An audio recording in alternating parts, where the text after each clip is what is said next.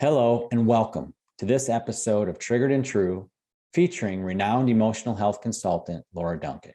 Thank you for being here, and thank you for investing the time to learn how to take care of your soul.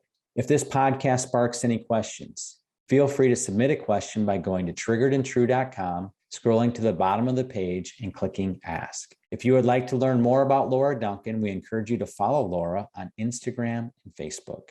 Also, a great resource for you to consider is the Compassion Method Master Course. This course is a deep dive into Laura's life work, the Compassion Method. The Compassion Method is a process that empowers you to learn to see and comfort your internal pain and to discover your true self, that beautiful, wonderful part of you that has been there all along, but has simply been covered up. To obtain the master course, go to compassionmethod.net. And as a podcast listener, you qualify for a $50 discount that can be obtained by typing in the coupon code podcast50. Again, that's compassionmethod.net, coupon code podcast50. We hope you enjoy this episode.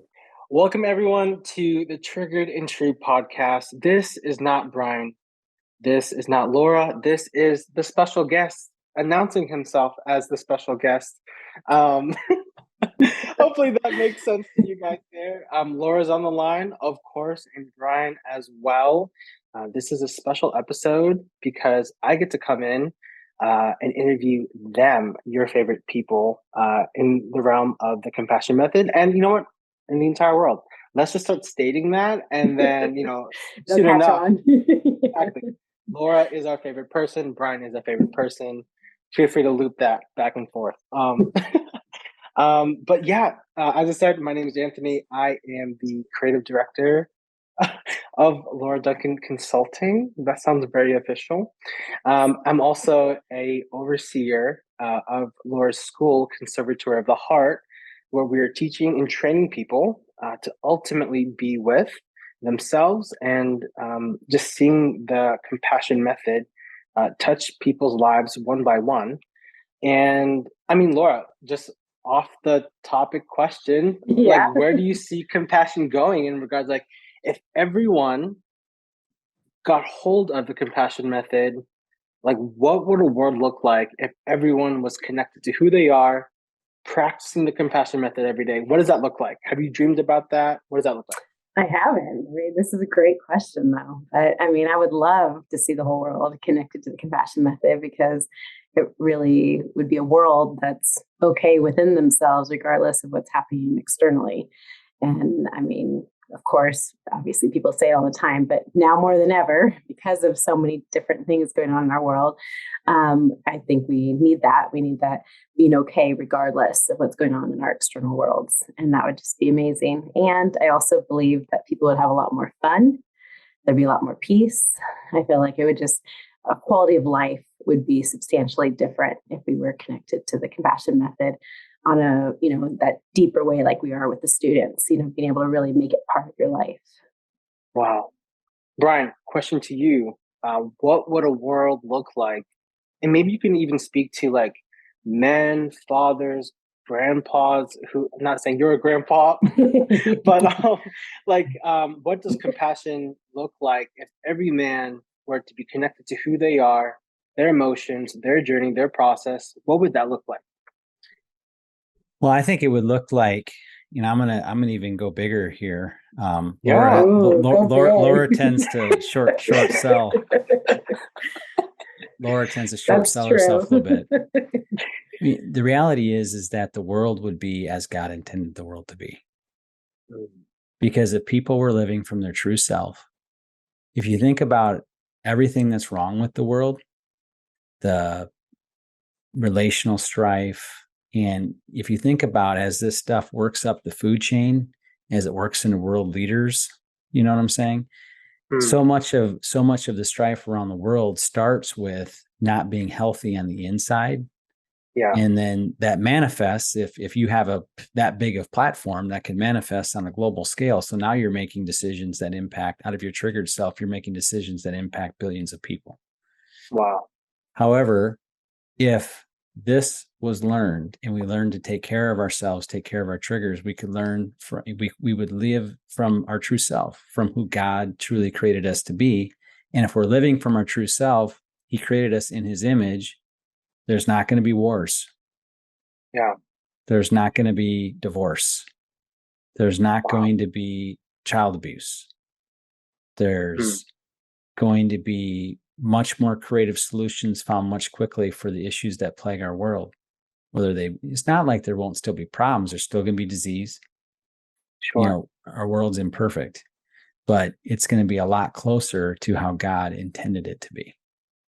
And when I think about the concept of bringing heaven to earth, this is the prerequisite for that.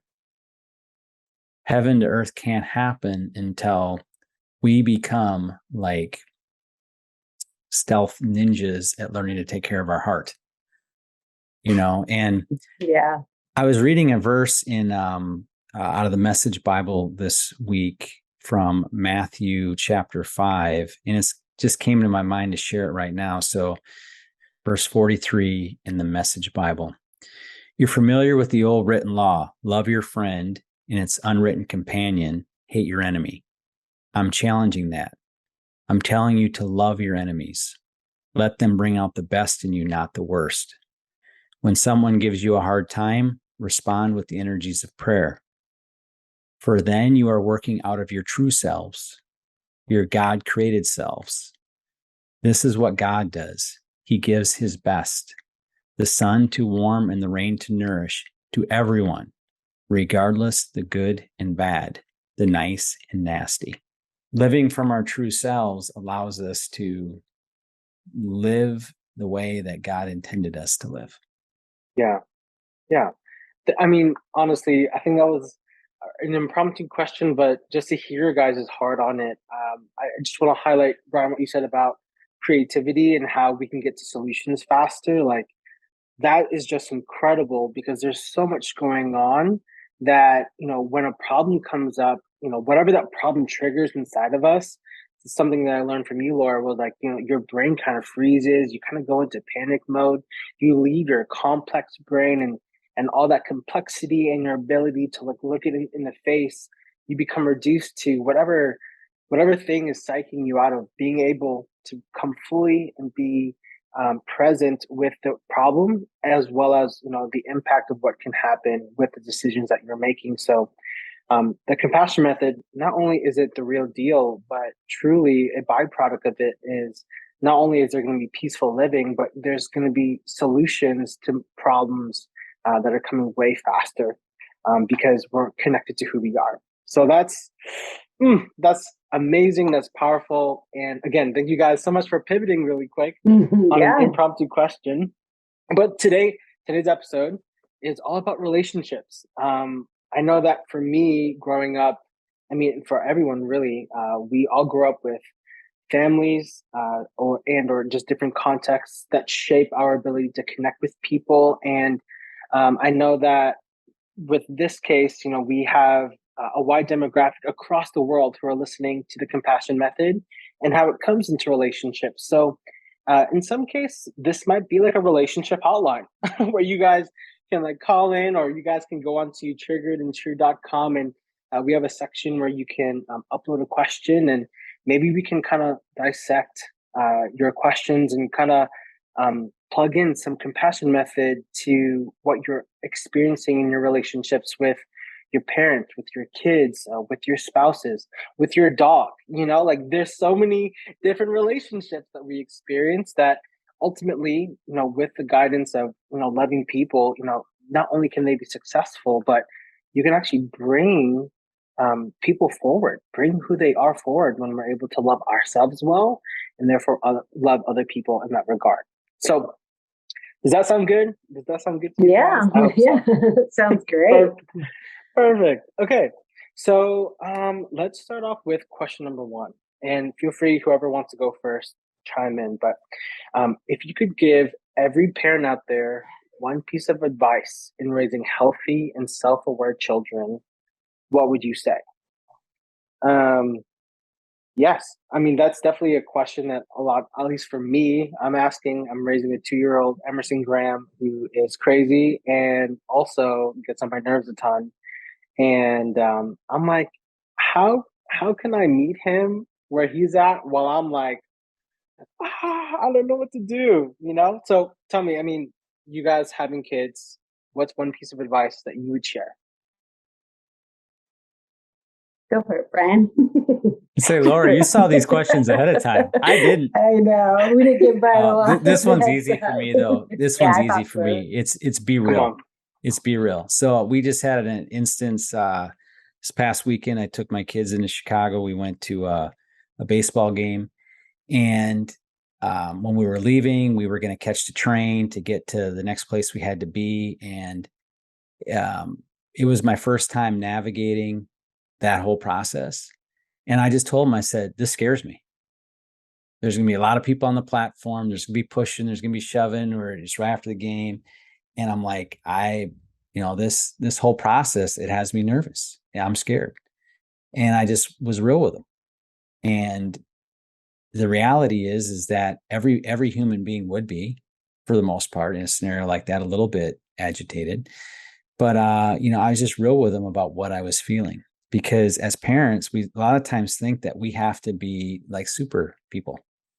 Superman, Superwoman, Wonder Woman, whatever you want to call it. Like, we got to model like that type of perfection, when the reality is that we're far from that.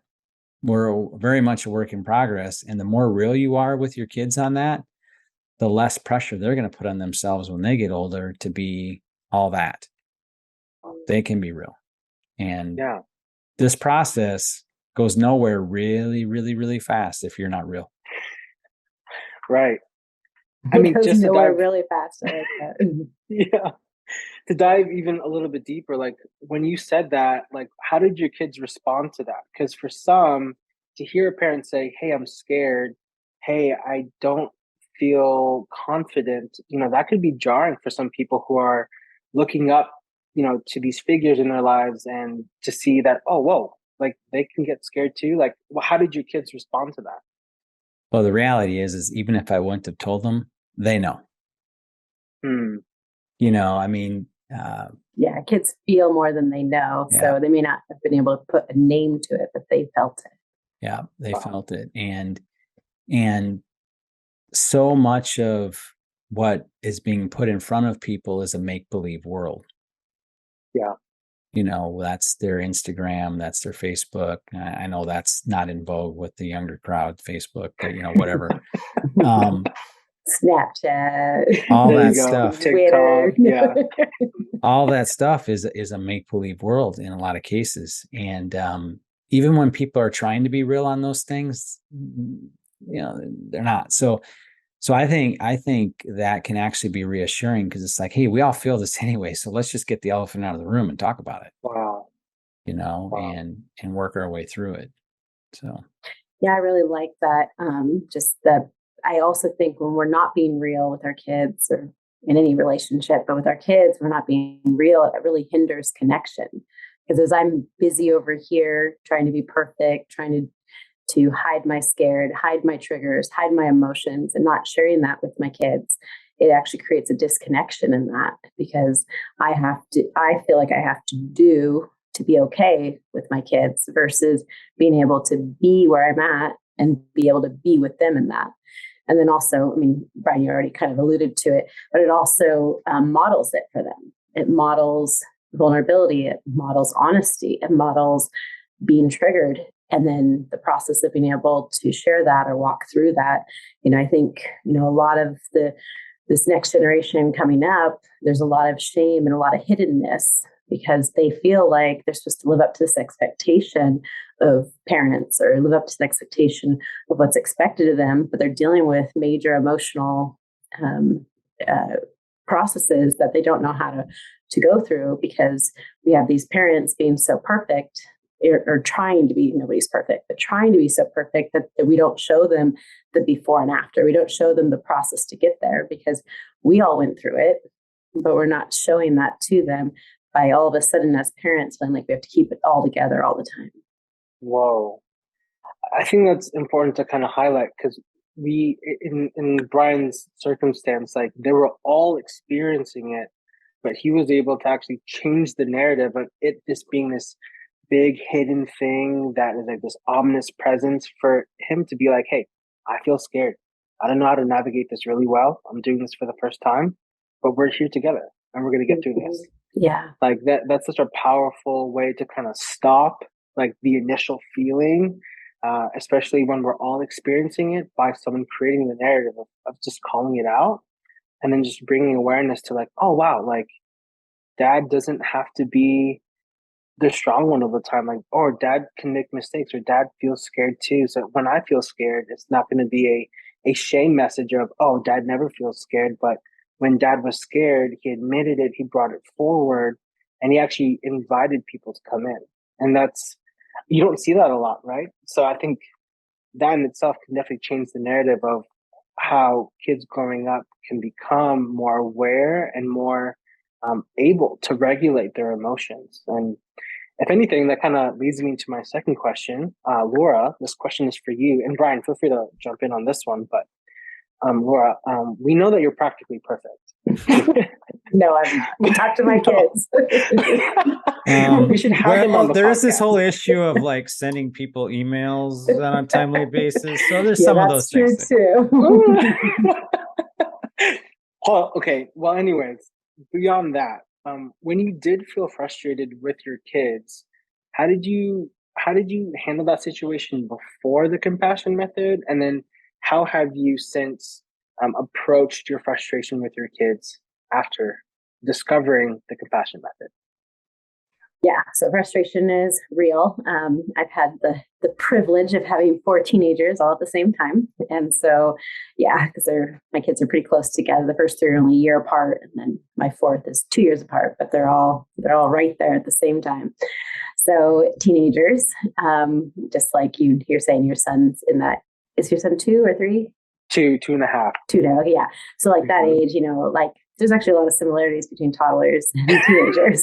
So there's a lot of things that frustrate, get on their nerves, but it feels even higher stakes sometimes with teenagers, because when they're 2 or 3, you're like, okay, I've still got, X amount of time with them to be able to train them and teach them, and they're just a little kid and it's okay. Then you get these teenagers and it feels like the stakes get a lot higher, because now we've got to send them off into the world in a very short amount of time, and they're regressing back to their toddler years, and we're like, they're never going to make it out there. So then the trigger comes up inside of me as a parent, and probably for other parents as well, that now, those little things that I could have brushed off when they were younger or didn't seem like that big of a deal, they feel a lot higher stakes because now they're getting older, and my, influence with them is getting shorter and shorter. So when I do get frustrated, and I do get frustrated with my kids, when I get frustrated, it's always coming back to me, nothing to do with them. No matter how bad of a decision they made, no matter how big of a mess they made, no matter how disobedient, disrespectful, you name it, no matter what they're going through, it's not about them. It's always about me. If I'm frustrated, it's within me. It's not about what they're doing. And that is such an important thing to recognize, because especially with teenagers, you're going to have a lot of things to blame, and a lot of justifiable things to blame because of their hormones, because of, the different things, choices they make and experiences they have as teenagers. There's lots of really good reasons to be mad. And if I got my fellow parents together, I got a group of parents, and we all talked about all of our teenagers or all of our kids, no matter how old they are, we can create these cases of how hard and difficult and bad these teenagers are. And then you get that like pat on the back, you guys know my story. I'm a single mom, 4 kids. So when my kids do things, it's very easy for me to get that pat on the back, like, oh, wow, I can't believe you have to raise 4 kids on your own. I can't believe they did that to you. I can't believe they said that. I can't believe they chose to do that. And so I could very easily make it about them based on the choices they made, and also based on my life story. But it's never about them. And that is what I come back to when I get frustrated. And then another thing that has really helped me is just the fact that when I'm deficient, because I haven't been taking care of my own heart, that's usually where I'm going to feel the most frustration. Again, not because of what they did, but the neglect and deficiency that I'm experiencing in my heart is going to cause the strongest irritation, frustration, because really I don't have love. So being able to, so when I get angry, instead of saying, don't be angry, I ask myself, or I recognize within myself, I must not have love. Because if I had love, I would automatically be patient. If I had love, I'd automatically be kind. If I had love, I'd automatically not be angry because my heart's full. So instead of blaming them, instead of blaming myself, I'm going to get full. And from a full heart, I'm not going to be an angry parent or a frustrated parent. You just got to let that sit a little bit, because I know that there's a lot of parents out there that are like, wait. And I mean, I know that for me, like hearing that and like seeing my son, and then ultimately like having to see within myself and say, yeah, I'm really deficient. Like I'm coming to parenthood after a full days of work empty. And, that's definitely something that instead of blaming my 2-year-old son who's still learning, what the world is like it's my responsibility to not only be a good dad, but beyond that, it's like to take care of myself, right? And through that, as you said, that fullness comes forward where I can love my son extravagantly because I'm able to come full, right? And I think that's such a powerful way. I mean, especially as a man, to understand that, because we're typically the breadwinners. I mean, I'm not putting us into this or that, but Yeah. But yeah. a lot of traditional homes, you have the men of the household, leading the income and being the provider. And that actually, again, segues to my next question to you, Brian.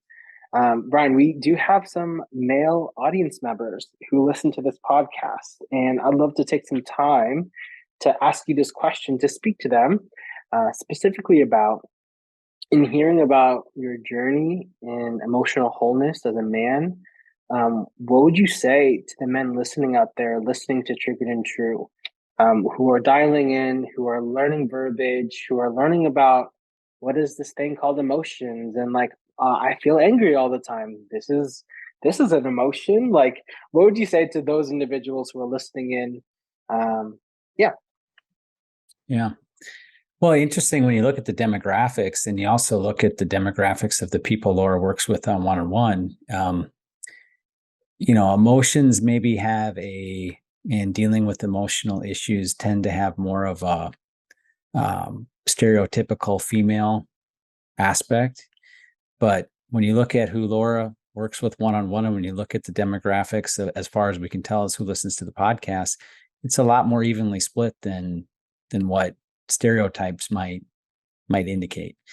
So what I think, just telling that, that's a piece of logic, but sometimes logic can be a door opener in this process. We don't like to start with logic always, but like for me, when I first embraced the compassion method, if it wasn't for the fact that Laura had science to back this up, sorry. I mean, it would have been a lot harder for me, because that is where my brain is. So that's one of the first things I would tell men that listen to this is, you're obviously not alone. It's not just me. About half of our listeners are men. Laura got her start working one-on-one with men. And to this day, almost half of the people she meets with one-on-one are men. So this is a shared human experience. And I would say no sex is more or less subject to emotions. One sex in our culture anyway, I can't speak for cultures around the world, but in American culture, one sex has been trained that you need to stuff this more, that this is taboo to talk about. So little things like with my kids, just being honest with how I'm feeling, that's what I would say the same thing to men listening. It's like just being honest with it. And if you're logic based like I am, knowing that there's incredible science behind everything, single thing we talk about is very I think it's kind of like whenever you begin a process or a protocol or anything, you like to know that there's something backing it up than just some pie in the sky idea that, yeah, I hope this works. You know what I'm saying? And there's so much behind the compassion method to back it up, that lots of practical experience, but then also lots of really rational scientific science behind it. So yeah. What is one piece of that rational scientific evidence that you have connected with that kind of grounded you in this compassion method process? Yeah, the brain science really helped a lot. And well, the brain science, and then when I saw how the brain science, because scripture and my faith is very important to me. So when I saw the connection biblically to what was going on, to what science to me is always, the science is just trying to catch up to what the Bible's been saying for 4,000 years, what we've known. So as science catches up to the way our brain works, and they see how your brain's elastic, how just because, as we learn, we talked, our last podcast was on the 10 gifts, and we learn about how that the impact of getting these needs met in childhood and the impact that has on our brain, and how we spend the rest of our life, our brain's like crying out for the rest of its life to try to get this need. Our heart, our brain, our mind's trying to cry out for the rest of our life. And to think that we can at 40, 30, 40, 50, however, 90 years old, and we can go back, our brain can be rewired to get that need met, as though it was with us from childhood all along. And brain science now shows us that that's possible.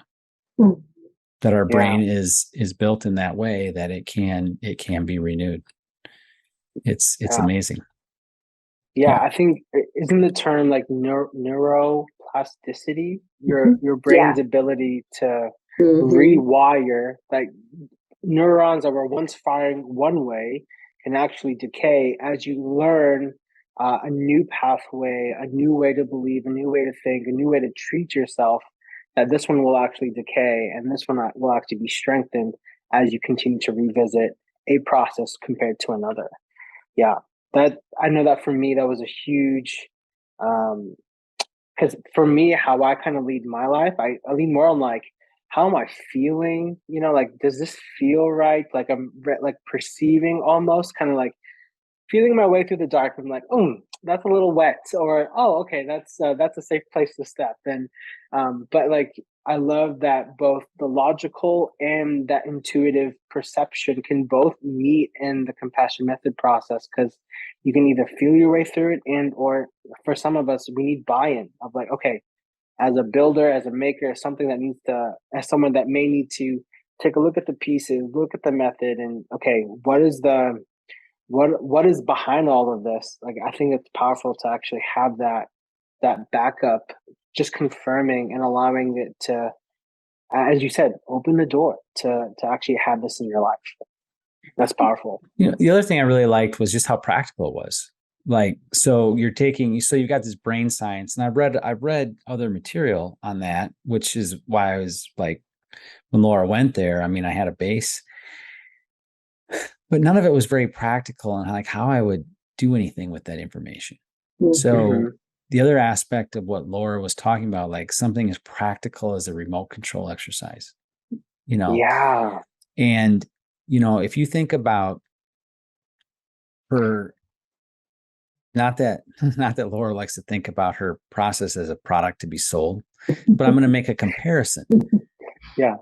Or you look at like a lot of our technology, if you think about, the way, let's just use a remote control, the way a remote control looked like 20 years ago, like when, maybe even 30 years ago, VCRs, all these DVRs, all these things are out.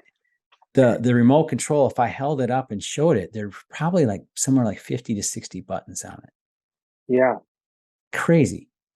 Yeah. Now I hold up, like, let's say an Apple TV remote.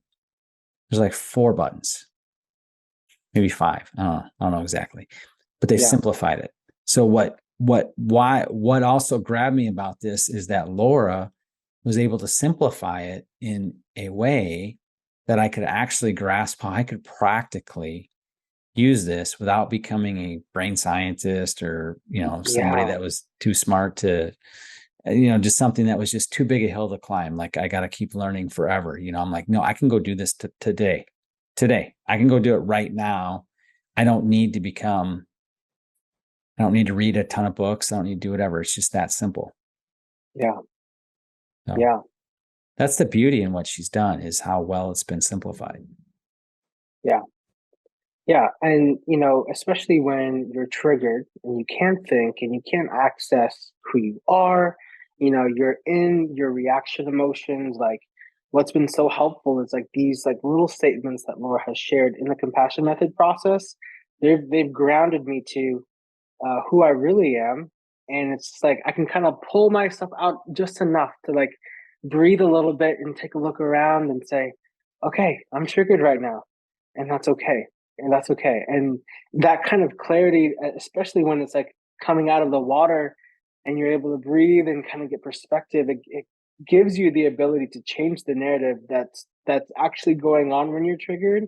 And you can actually pause it with that remote control exercise and kind of discover, okay, what's really going on inside of me, and what is happening inside of me to me, and that leads me to my next question, which is for both of you guys.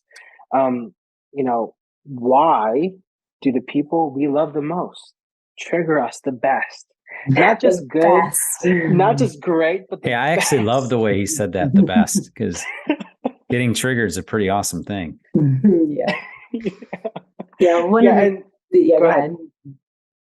One of the things I say often is, those that are closest to your pain are going to trigger you the most. And we're able to really hide and protect that pain in many relationships in our lives because people don't get close enough to be able to, for us to get triggered by it. And that's why, even though we were kind of joking around, it is true. It really is the best that these, these closest relationships trigger us. But that is something that's so impactful about the compassion method, is that you actually learn what to do with it, because it is an opportunity when you get triggered by your spouse and by your children and by those closest to you. When we don't know what to do with it, and we're stuck in blame and we're stuck in self-preservation and we're not able to actually take care of the pain, that's where the breakdown in relationship happens. But if we actually know what to do with it, that same thing that could actually break a relationship is actually what heals the relationship and heals the individuals in the relationship. And so, yes, those closest to our pain are going to trigger us the most because they have access to our parts of our hearts that we protect from others. And then another thing that also plays into it is that, our closest relationships are usually your spouse and your kids, and then family members and then friends and so on. Well, your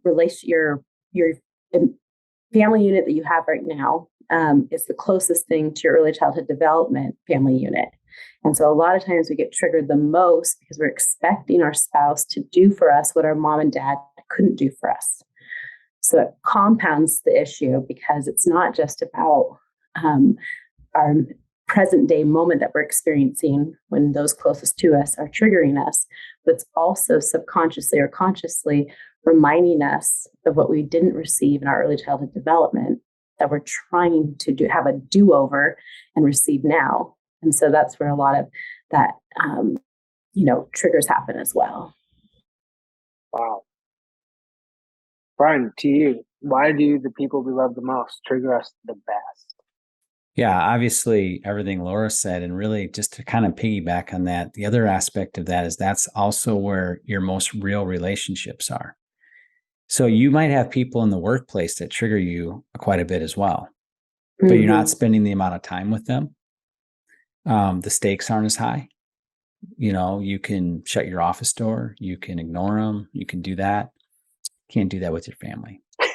They're coming for you. Yep. That's why they're the best. They never leave you alone. Yep.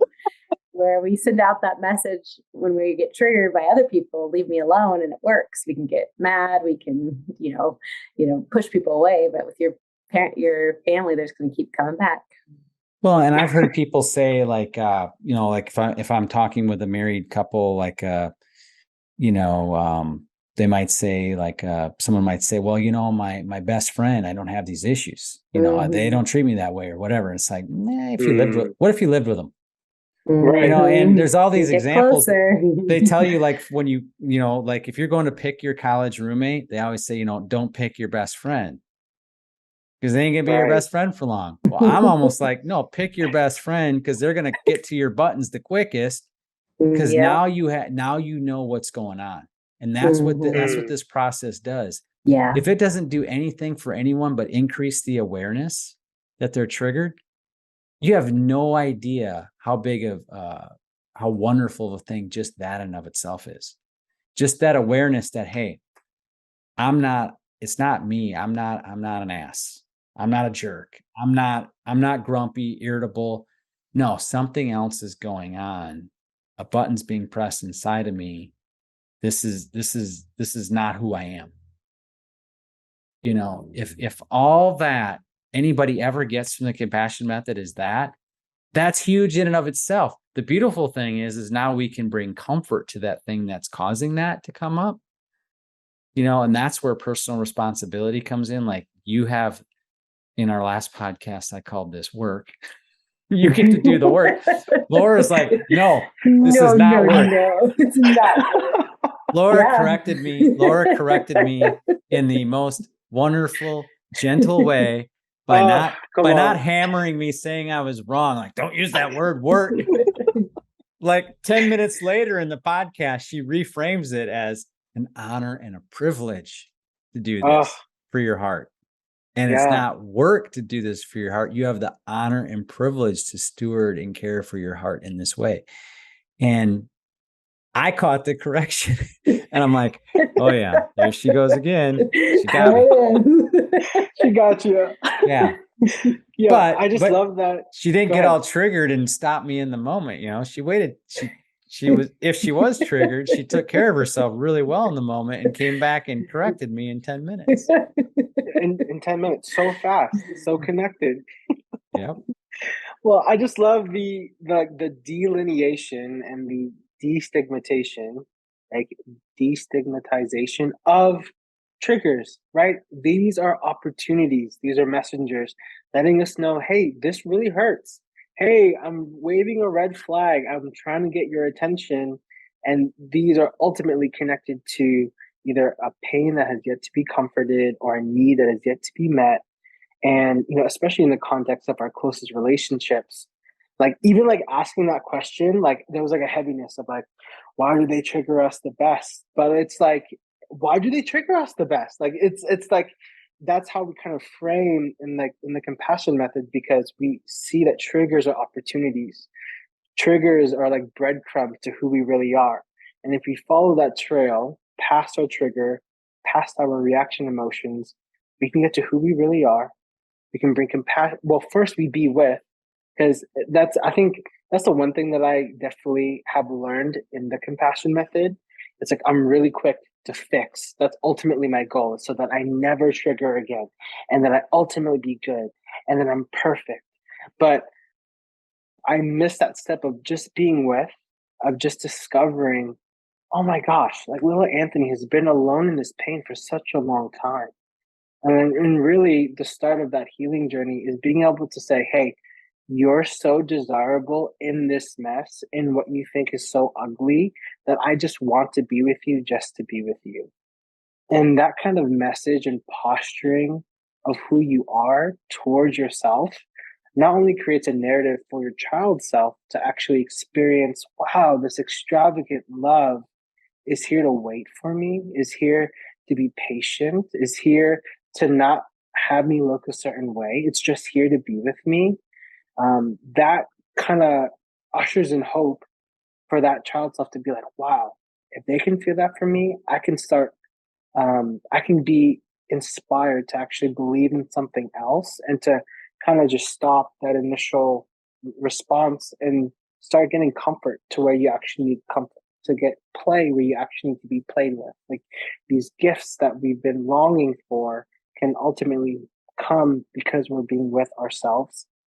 And that kind of leads me to my final question for you guys, because that's been one of my biggest takeaways of the compassion method, is to first be with before you do anything else. Don't miss that opportunity to be with yourself.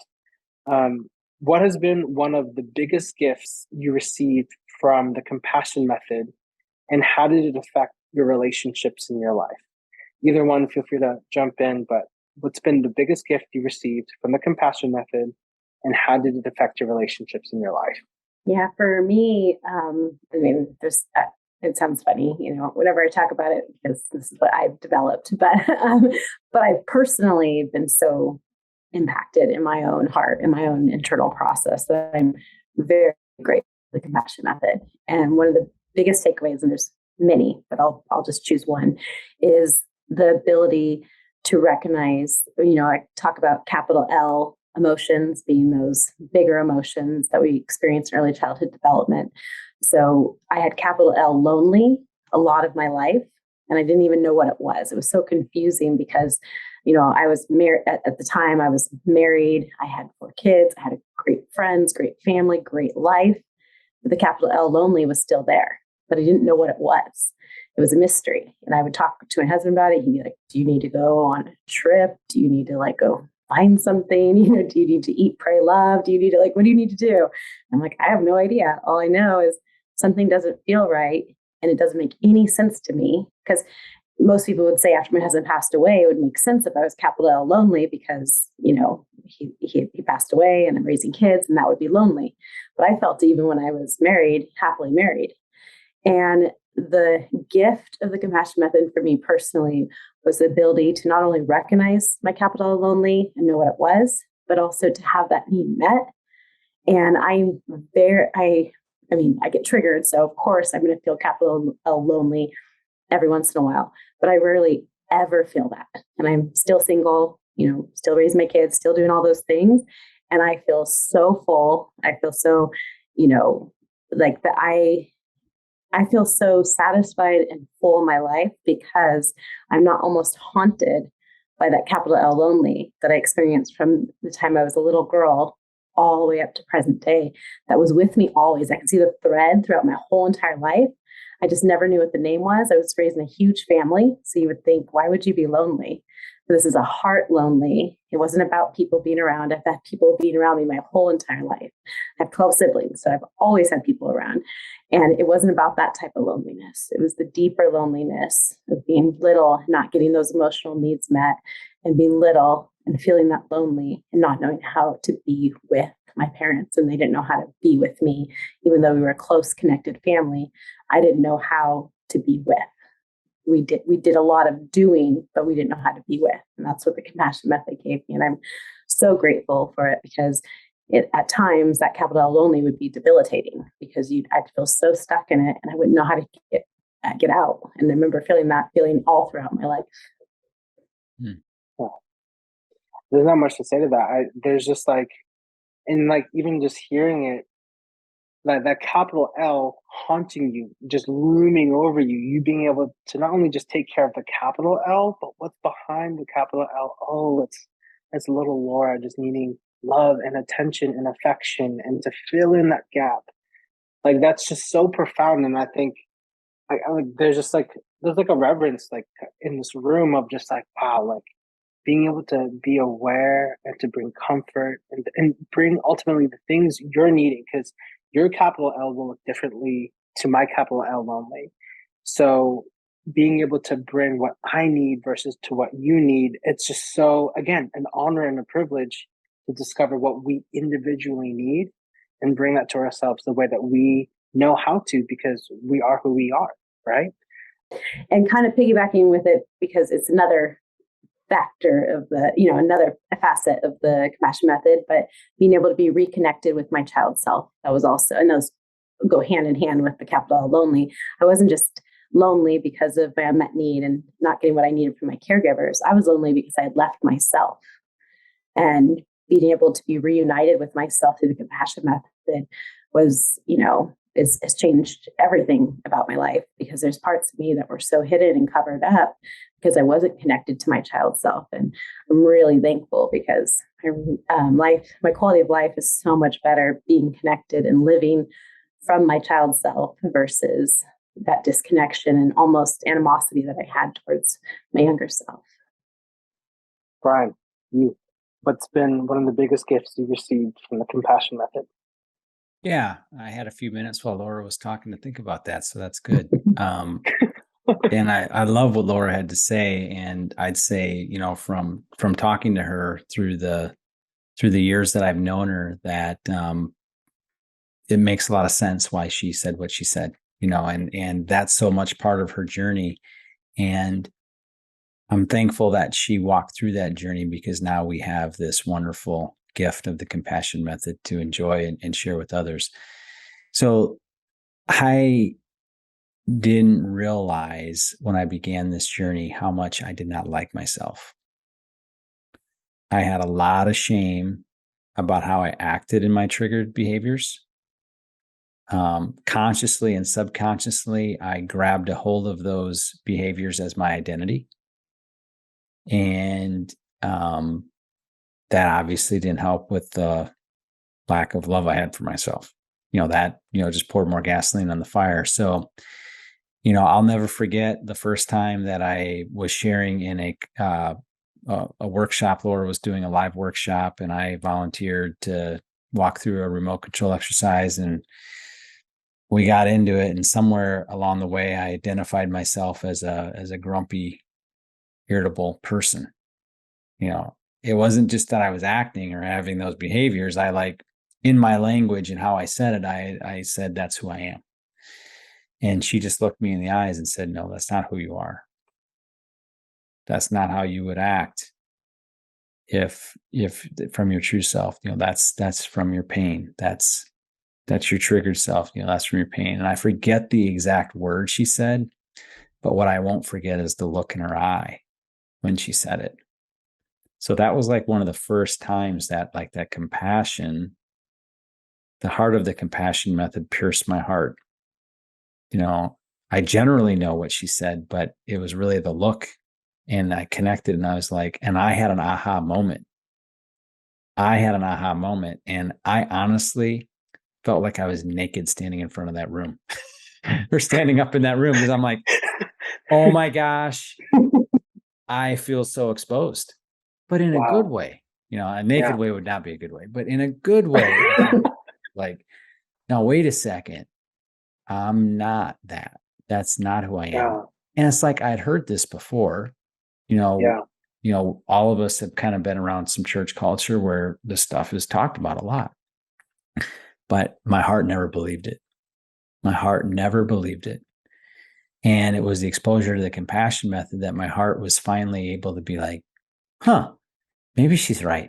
Maybe this isn't who you are, And really for me, then I was able, as I reconnected with my child self, I was able to see how that started so young, about how I didn't like my physical appearance, my physical stature, and how I felt there was something wrong with me, and how that wiring got into my brain. So it was so natural that faulty wiring would continue as I worked my way through adulthood, and I could just see how that was leveraged against me in the particular, I share a lot about that when I share my testimony, but in the podcast where I share my testimony, I could see how that was so leveraged against me. So it's almost like I got to see the other team's playbook. It's like, oh, that's what they've been using against me all this time. It's this hatred I have for myself, this lack of self-love, this connecting that this belief that I am my behaviors, that my behaviors are who I am. So that to me, that's the first thing that jumps out. There's a lot of things, I could share, but the second one that really is powerful is just the hope that builds inside of me, knowing, even though I feel like I feel like I'm not where I want to be in this area yet, but knowing that I can be okay even when it's not okay all around me. Because I was able to recognize how much energy I put in striving and worrying and all these things that I didn't even know I was doing, trying to get my external world okay. and the people in my external world okay, so that I could be okay inside. And how futile that is, and how little control we really have, and to recognize that the only thing I can control, and this might sound insensitive to someone that's dealing with, hardcore anxiety or depression or whatever, but know my heart in this is it's not to be insensitive. It's to be empowering. You have a lot more control over those things than you think you do. Those things that anxiety seems uncontrollable, but I'm here to tell you it's not. You have a lot more control over that. Now, I know there's some medical things and there's some other things that can be and all that other stuff, but you have a lot more control over that. And that's not meant to be in an insincere way of because people a lot of times do that. Like, hey, you can fix your anxiety. It's not about fixing. It's about, there's an actual process to go through. The compassion method actually can go through and help you get comfort in the middle of that. And I think for me, when the anxiety got so extreme for me, what was most scary to me was how uncontrollable it was. It seemed like something was happening to me that was completely outside of my control.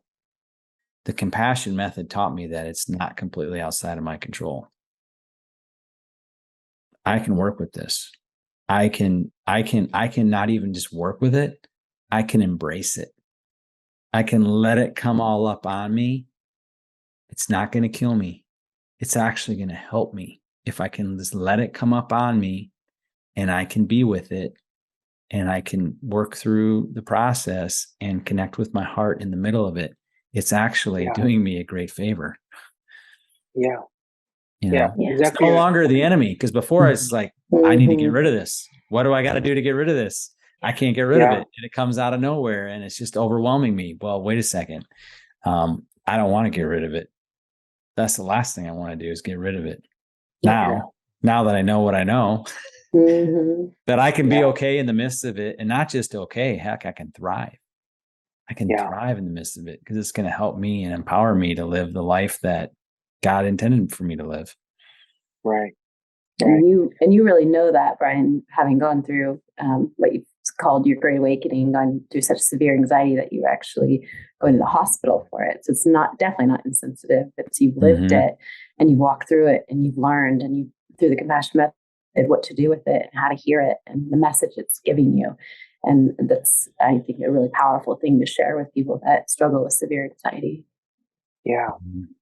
And even I know that for me, the compassion method, it's always this great interrupter of the shame cycle or the story that's being relived as I kind of experience what's happening to me.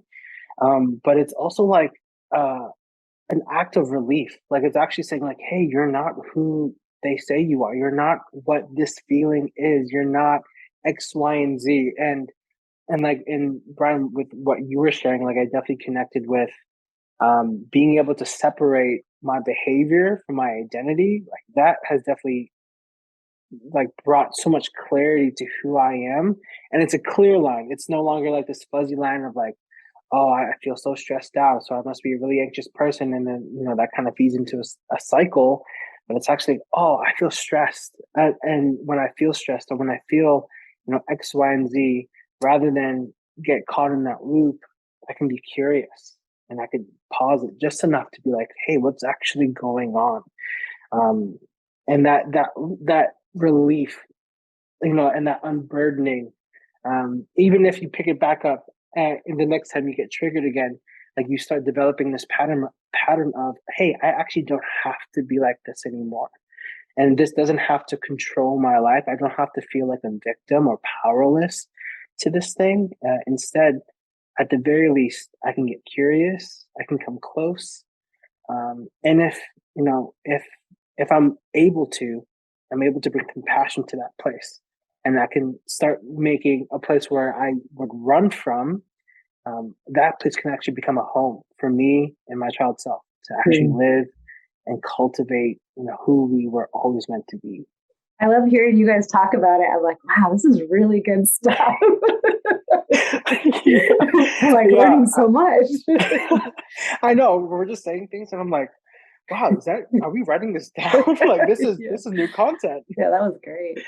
Yeah. But I mean, that's all that I had to kind of just ask you guys today. Thank you so much thanks so much for having me on this podcast that Absolutely. I can It's fun. Glean from you guys and ask you these questions, but also just add a voice to the people who are listening. And in doing so, I want to definitely plug in on the triggeredandtrue.com website. There is a portion on that website where you could fill out some questions that we would love to hear from you. What's going on in your world? Where are you at in your compassion journey? And we'd love just to speak into it, help bring insight and perspective, and maybe even demo a couple of these scenarios so that, as you listen to this podcast, this is a free resource that we are bringing to you that, we ultimately just want you to feel at home and at safe with who you are and connected to who you are. I love that. I also want to add one more thing to that. Definitely questions. I think that'd be awesome if we had more questions. I love hearing where people are at. Also, if anyone through listening to the Compassion to Triggered and True or having done the course or anything, if you want to share any stories, I'd love to hear some stories. Hearing you guys talk, I'm like, wow, this is really cool. I'd love to hear if anyone has any stories about your own personal process with going through the Compassion method as well. Yeah, that's great. Hopefully we do have a big enough form field because I'm not sure if there's a max character on totally. People just telling their life story. Yeah, totally. I'd love that. Yeah. Well, hey, we'll take simplify. Yeah.